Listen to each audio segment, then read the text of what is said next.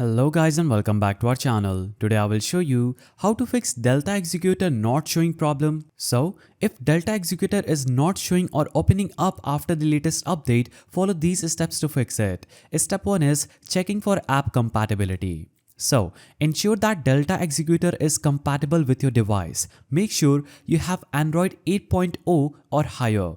If you're using an iPhone, Delta Executor does not work on iOS. Now, step 2 is reinstalling Delta Executor.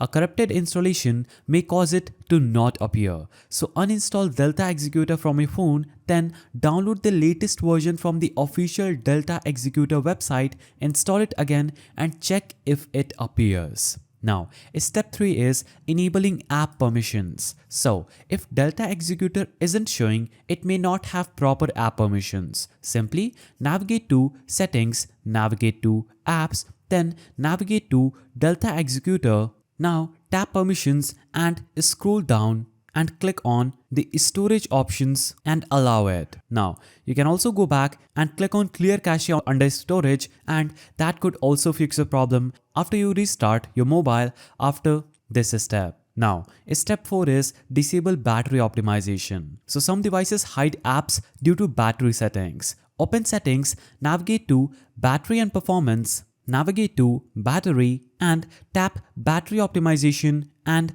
navigate to Delta Executor. Then select Don't Optimize and restart your phone after doing this step. Now, step 5 is checking for security blocks. So if your phone detects Delta Executor as a harmful app, it might block it. So open Google Play Protect in the Play Store. Search for Google Play Protect. Now, disable scan apps with the Play product. You can click on settings icon at the top right and turn this switch off that says scan apps with Play Protect. And try reinstalling Delta Executor after these steps, and that could fix your problem. Now, if the new update has issues, try using a previous version.